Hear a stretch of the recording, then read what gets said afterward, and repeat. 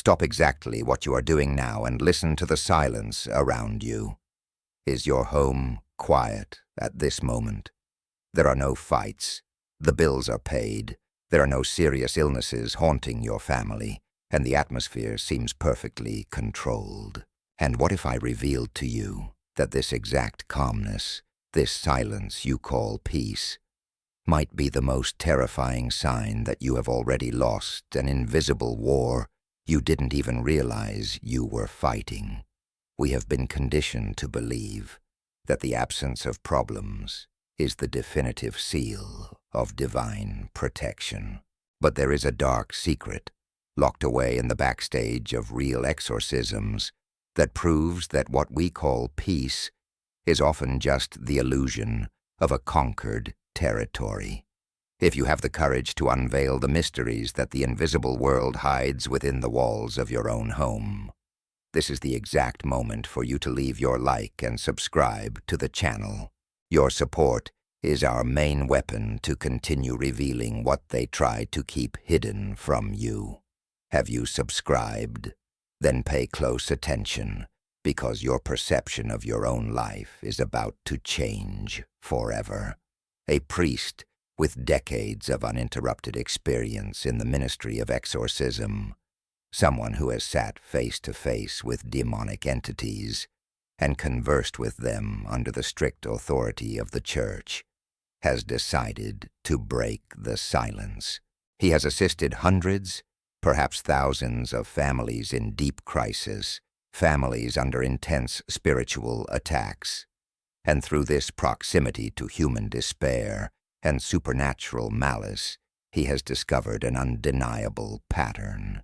He realized that angels, when they are truly present and appointed by God as a military garrison in a house, leave traces.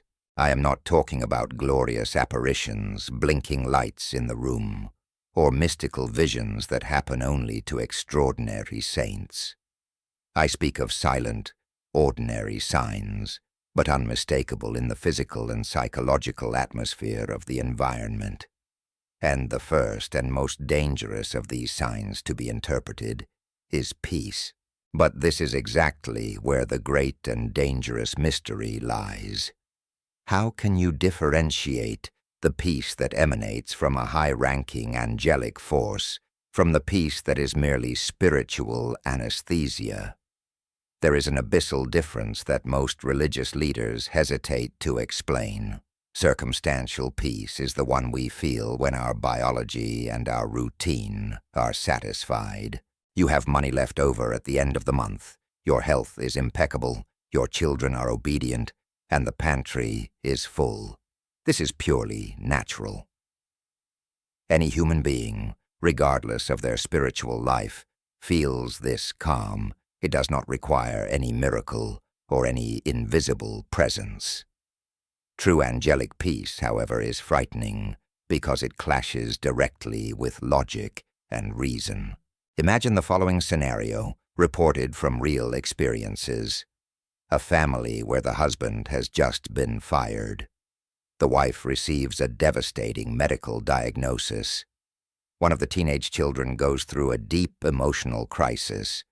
The finances are crumbling at a dizzying speed. By human logic, this house should be a hell of screams, insomnia, slamming doors, bitterness, and absolute panic.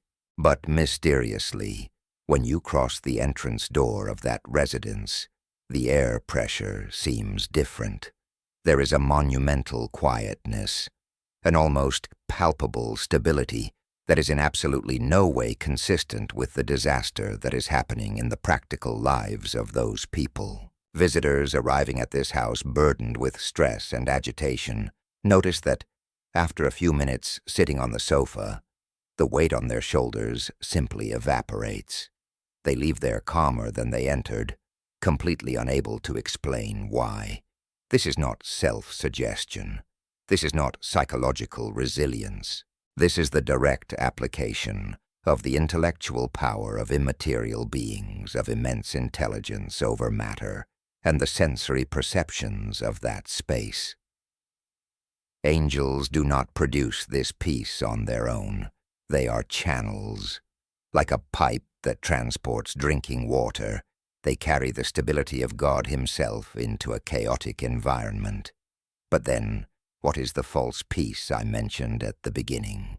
What does the dangerous silence mean? Exorcists sternly warn that a house may be extremely quiet simply because everyone inside is spiritually dead. The family has made a pact of peaceful coexistence with their own vices and sins. No one seeks virtue. No one kneels. No one fights for anything that is superior or sacred. And the enemy, who is a relentless strategist, does not attack this house for an obvious reason. A general does not waste his precious ammunition bombing a territory he has already conquered and fully controls. Absolute evil only attacks what resists it. When an evil spirit leaves a place, it roams, searching for rest. If it decides to return and finds the house swept clean, tidy, without open conflicts, but completely void of prayer, without sacraments and without angelic presence, it enters with even worse forces. The spiritual emptiness disguised as peace is the greatest vulnerability a family can have. The absence of visible attacks is therefore not proof that the angels are guarding you. The true proof of an angelic garrison is when the attacks come, with full and relentless force, and the family, even wounded and exhausted, does not lose its sanity, does not lose its unity, and survives with a peace that surpasses all understanding. Pain exists, but despair cannot take root. Look at the history of your own family over the past years. When crises came to destroy everything, did you separate in hate and despair, or did an inexplicable calm sustain the walls of your home? Do you think the peace you experience today is the shield of an impenetrable spiritual garrison, or is it just the dangerous silence of a territory that no longer poses a threat to evil? Comment below with your truth, as I am eager to read and analyze your perception of this mystery.